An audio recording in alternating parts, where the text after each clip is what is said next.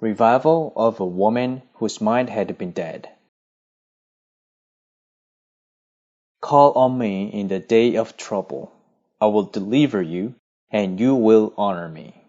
Psalms 50:15. There were a few thoughts that constantly troubled me all the time. Thoughts about my sister-in-law, who always gave me a hard time since I got married, and thoughts about my husband, who put me through hell by cheating on me and drinking all the time. My heart was filled with resentment and hatred against these two people. In the same way, as the memories and feelings come back to you when you see a picture from the past, I thought of my husband and sister-in-law. Everything came back to me as if they happened a second ago, and I lost them. It had already been 30 years since I got married, yet I was still always hung up on the past. That day was the same as other days. I was engrossed in thoughts of hatred while doing dishes when I felt a strange spirit entering my mind. It was a feeling I had never felt before. As soon as the spirit came in, my mind was in an indescribable state. My heart began to beat faster than ever while fear and anxiety overwhelmed me. I could not breathe normally. I had to breathe hard. I lost my appetite and could not eat. When I managed to eat at least a little, I suffered from indigestion. I was always feeling a chill. My physical strength weakened dramatically, so much so that I could not do anything. I suffered from insomnia and depression, and everything was tiresome to me. I felt like I had been possessed by some spirit that I could not handle.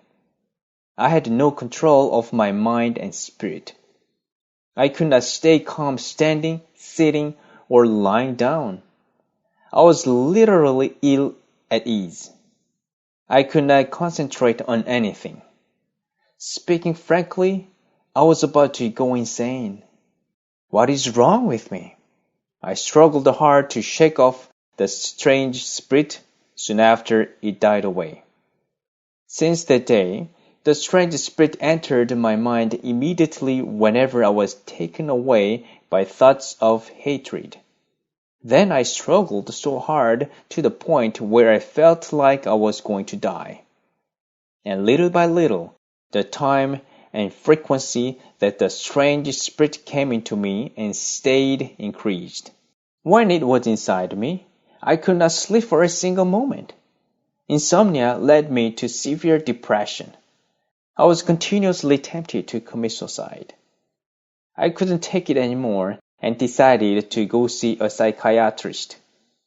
After listening to all my symptoms, he gave me a prescription. The only thing the medicine did to me was to keep me stupefied all day.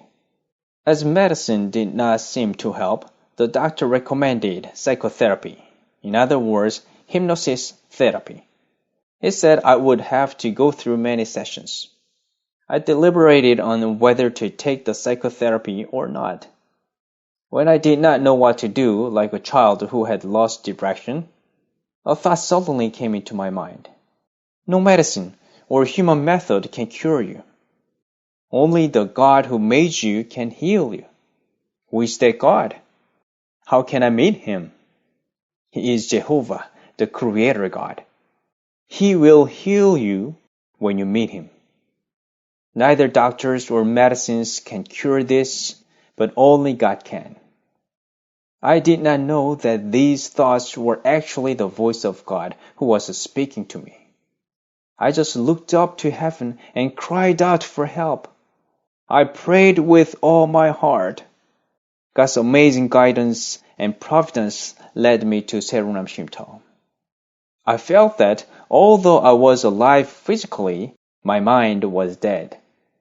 Gruesome darkness controlled my body and mind. Human lives are not led by coincidences or random happenings. I realized that I came to where I was because I had continuously chosen the thoughts of darkness. And I knew that if I cut off those thoughts, my dead mind would revive. I was willing to do anything to be set free from the darkness. That was the only way I could live. Up until then, I thought I was the one who created all the hatred and loathing that I had for my husband and sister-in-law. I was shocked to find out that those thoughts were not from me, but from Satan, the evil angel who created darkness. And I was even more shocked when I learned that the choice to either accept or refuse the thoughts of darkness was in humans' hands. I made up my mind to strongly refuse the thoughts of darkness whenever they persistently troubled me. I called upon God with all my soul and might to dispel those thoughts. They troubled me tenaciously, but I did not give up. When I continuously called upon God with firm resolution, the miracle of winning the battle against the dreadful thoughts finally happened. For the first time in my life, I was off the hook from hating someone. The chain of hatred was finally broken and vanished. It was amazing. My heart was filled with a peace that I had never known before. I was so grateful. Tears kept flowing. I had always thought that it was my husband who was always wrong, and I was always right.